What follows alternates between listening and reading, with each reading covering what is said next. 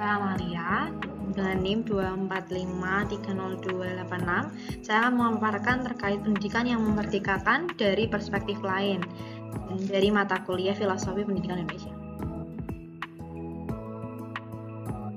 Berikut tugas dari koneksi antar materi, di mana mahasiswa membuat sebuah kesimpulan dan pesan kunci dengan mengaitkan pemahaman dari topik 5 dengan topik 1, 2, 3, dan 4. Sejauh mana topik tentang pendidikan yang berpihak pada peserta didik dan memerdekakan peserta didik dalam pendidikan abad ke-21 yang dapat diimplementasikan pada pendidikan nasional dan secara khusus sekolah mitra mahasiswa yang ada. Berikut saya akan memaparkan dari topik 1 terkait perjalanan pendidikan nasional sebelum kemerdekaan dan sesudah kemerdekaan, di mana sebelum kemerdekaan pada tahun 1854, sejumlah bupati memulai upaya untuk mendirikan sekolah kabupaten yang khusus mengedukasi calon pegawai dan berdirinya sekolah Bumi Putra yang terdiri dari 3 kelas. Lalu pada tahun 1920, muncullah cita-cita baru untuk melakukan perubahan radikal dalam sistem pendidikan dan metode pengajaran. Lalu tahun 1920 juga menjadi momentum kelahiran Taman Siswa di Yogyakarta. Lalu sudah kemerdekaan, masyarakat Indonesia lebih mudah mendapatkan pendidikan, sekolah sudah banyak dibuka, beasiswa pendidikan banyak, bahkan pemerintah mewajibkan setiap warga negara untuk mengenyam pendidikan 12 tahun dimana dari SD, SMP, dan SMA. Lalu pembelajaran pada abad ke-21 juga merupakan pembelajaran yang berfokus pada peserta didik, mengintegrasi kemampuan literasi, kecakapan, keterampilan, sikap, serta penguasaan teknologi.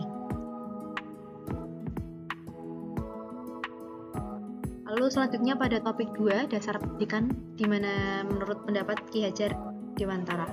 Menurut Ki Hajar Dewantara, usaha pendidikan dan pengajaran merupakan persiapan untuk memenuhi segala kepentingan hidup manusia, baik dalam konteks kehidupan masyarakat maupun kehidupan berbudaya secara menyeluruh. Ki Hajar Dewantara yakin bahwa pendidikan memegang peran kunci dalam membentuk manusia Indonesia yang beradab. Pendidikan dianggap sebagai kunci utama untuk mencapai tujuan tersebut, karena dapat menjadi wadah bagi latihan dan perkembangan nilai-nilai kemanusiaan yang dapat diwariskan.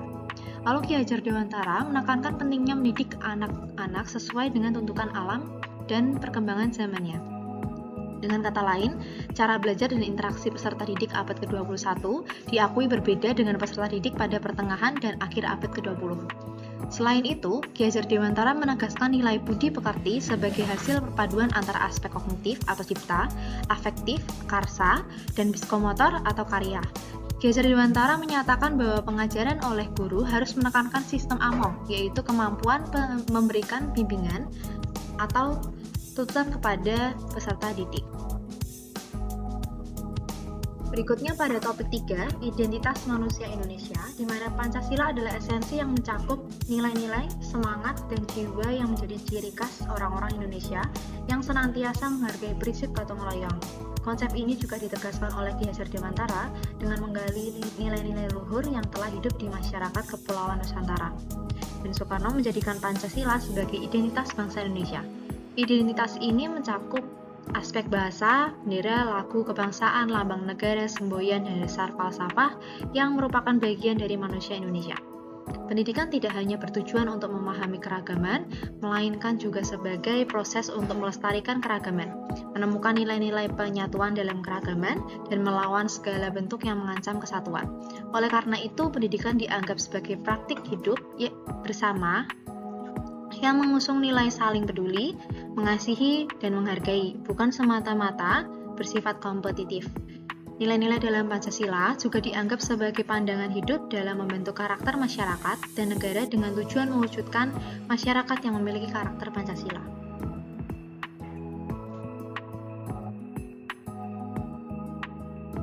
Lalu pada topik 4, di mana Pancasila sebagai fondasi pendidikan Indonesia, Pancasila merupakan hasil pemikiran para pendiri bangsa dan menjadi dasar filosofis pendidikan umum dan agama di Indonesia.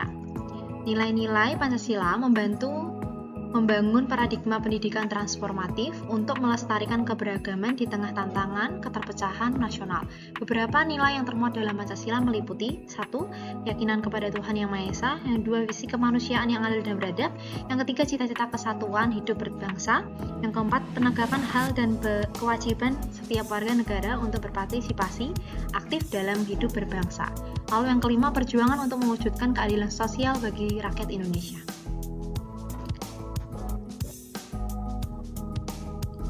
Lalu topik 5, pendidikan yang memerdekakan peserta didik. Pendidikan yang membantu peserta didik dalam mengembangkan kemampuan serta potensinya tanpa adanya tekanan atau belenggu dari faktor dalam dirinya maupun luar dirinya. Contohnya yaitu hidup tidak diperintah, berdiri tegak karena kekuatan sendiri, dan cakap dalam mengatur hidup dengan tertib. Selain itu, pendidikan yang memerdekakan juga menerapkan prinsip-prinsip ketuhanan, kemanusiaan, kesetaraan, dan keadilan sosial dalam kehidupan sehari-hari.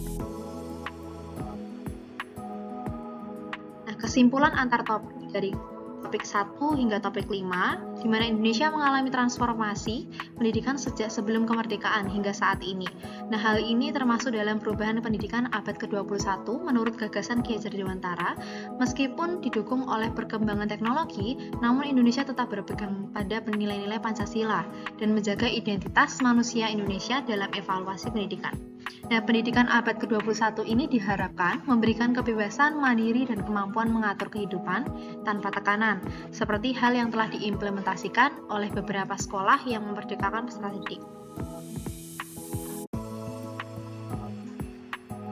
Khusus untuk pendidikan abad ke-21, di mana abad ke-21 ini merupakan sebuah tantangan untuk generasi sekarang di mana semua informasi, budaya, global, dan teknologi sangat mempengaruhi terhadap ideologi pada setiap individu yang dapat menghilangkan jati diri bangsa. Pendidik harus bisa mendorong dan menumbuhkan peserta didik menjadi manusia yang tangguh dan mampu belajar seumur hidup sehingga mampu beradaptasi pada keadaan dunia yang selalu berubah dengan sangat cepat. Sekian presentasi dari saya terkait filosofi pendidikan ini dari topik 1 sampai topik 5. Terima kasih, apabila ada kesalahan saya mohon maaf, dan jika ada pertanyaan silahkan dituliskan di dalam kolom komentar. Terima kasih.